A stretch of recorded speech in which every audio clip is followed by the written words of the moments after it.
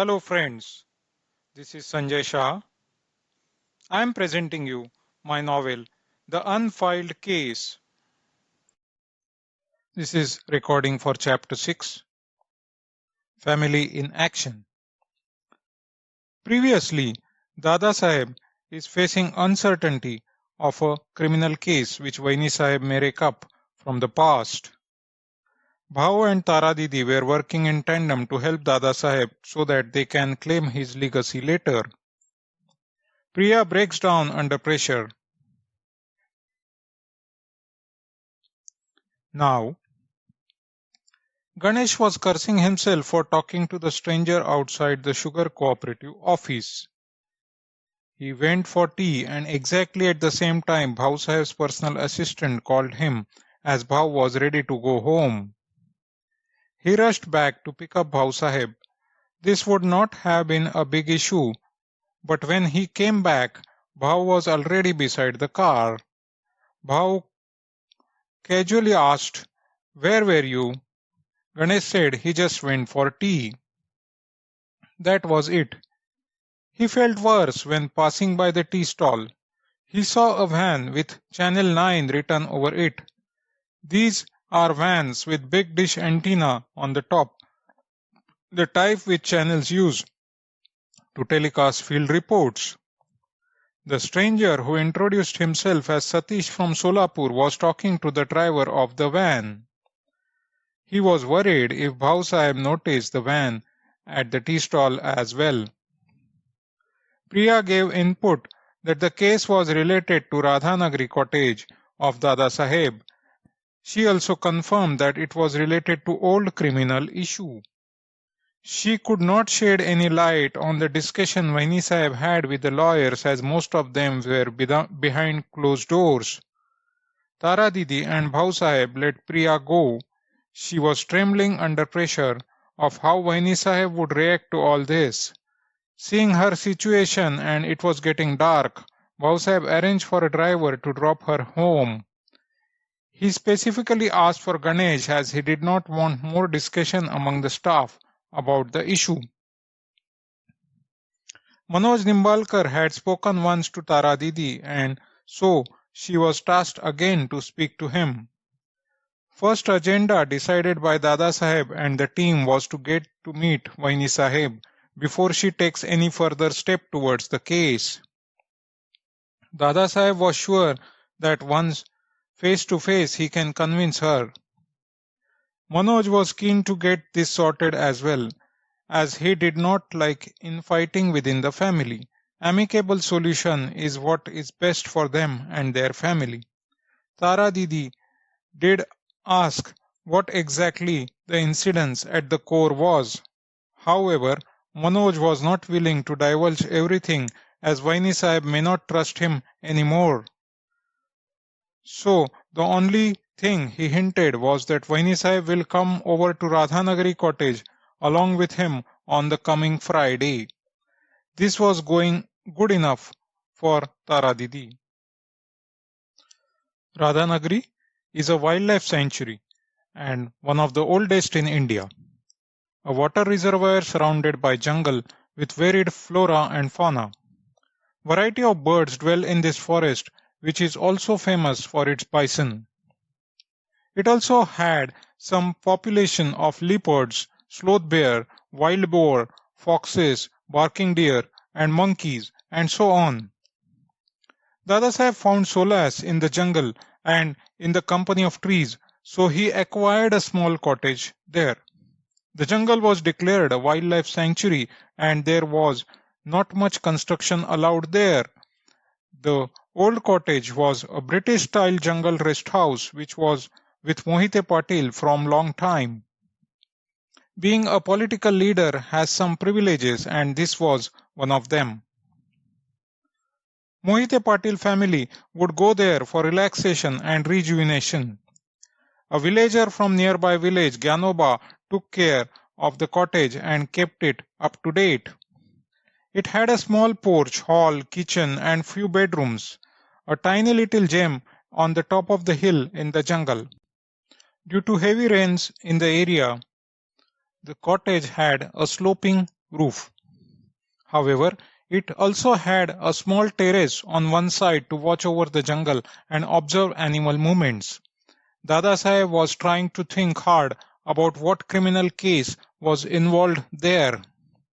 What was Vaini Saheb hinting at? Priya was sitting in the back seat of the car which Ganesh was driving to drop her home. She was still shaken from the way the family behaved with her, and especially Tara Didi. How can she even hint at something so casually?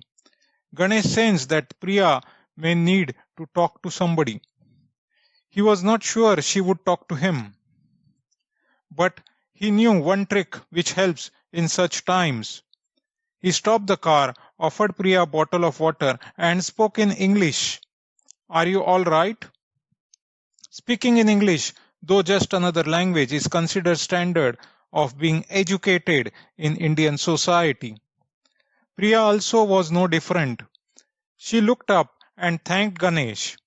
Ganesh restarted the car and casually asked, "Is it really a criminal case against Dada?" Priya hesitated and asked back, "How do you know?" Ganesh rattled out section number 299-304. This convinced Priya that he knows some bit of law. "How do you know section of law?" she asked, further adding, "Are you a lawyer?" To which Ganesh nodded affirmatively. Priya requested him to stop the car, and they spoke for some time before Ganesh dropped her home. Finally, the day arrived. Vaini Saheb and Manoj were scheduled to reach Radhanagari Forest Cottage by evening. Dada Saheb had requested Mama Raste to join along with Bhau and Tara Didi. Advocate Verma went back to Mumbai as the matter seemed to be really not related to his expertise. Dada decided, in the interest of secrecy, that minimum staff should go to the cottage. Bhau wanted to take along his 10-year-old son, as he felt Vaini Saheb will be more amenable to drop the issue looking at her grandson, whom she was very fond of. This was suggested by Bhau's wife Mrunal, who wanted to see her husband achieve greater success in the politics soon enough. Coming from another such politically prominent family, she had seen some of these political chase games. However, Dada firmly said not to get children involved. Even he instructed that they should take fewer cars, as some media persons were still hounding outside the bungalow. Dada and Bhau decided to travel together in a car, while Ganesh was to drive Mama Raste and Tara Didi in the following car. Road from Karad to Kolhapur on the way to Radhanagari is wide and fast. Expressways in India are as good as American freeways with restricted access and higher speed driving. Sometimes slow drivers on such roads lead to frustration and rage among drivers. Bhau, who was driving, found one such slow and cautious driver in front of him. He honked and cussed him before getting his way. Dada, sitting beside Bhau, had closed his eyes but was not asleep. He said to himself, "Bhau is still so hot-headed." That very moment, it clicked in his mind. He now knew what was the case that Vaini Saheb might have in her mind. It was a story from almost 18 to 20 years back. Bhau was more hot-headed and younger than he is currently. He was yet to get married then. In fact, that was the most important discussion they had that dreaded day at Radhanagari Cottage. The old incident appeared ever so clearly in Dada's mind. Those were cool winter days. Dada got his ministerial post for the first time in life and did good work under the chief ministership of Rao Saheb.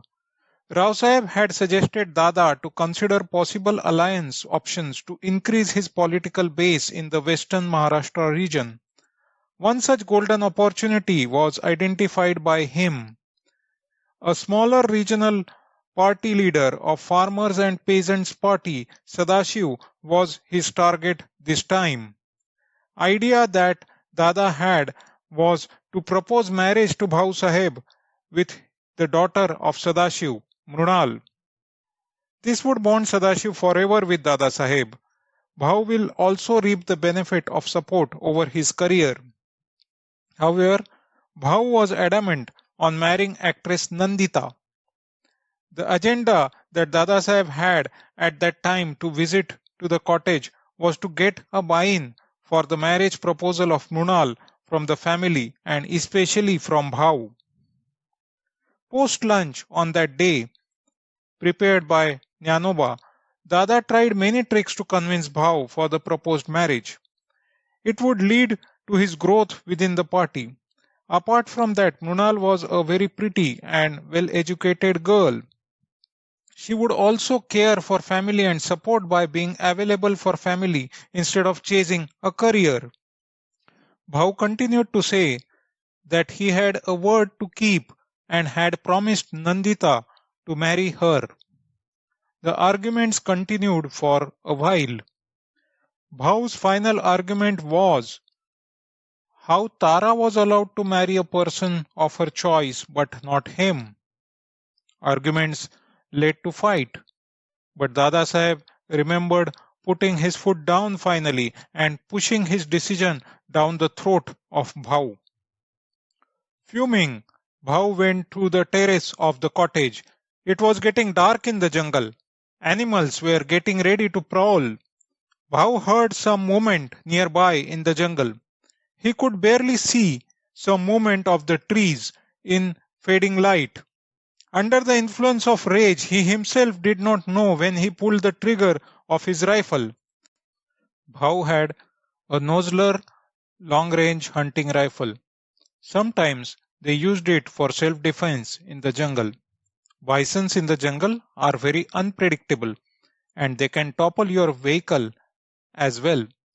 One is not allowed to hunt animals in the jungle since it was a reserved forest. However, self-defense is another matter. Couple of shots. All the birds in the area who were about to rest in the nest took a flight in the air. Bhau heard some faint growl. He was still seething in anger at Dada's decision to marry him off for power. He fired one more shot in the direction. Dada remembered this and thought to himself, it was a matter long buried in the past. Why would a mother rake up past of her son? And what would she demand in return for keeping the Pandora's box closed? Friends, that's the end of chapter 6. If you find this novel interesting and engaging, please give like and comment.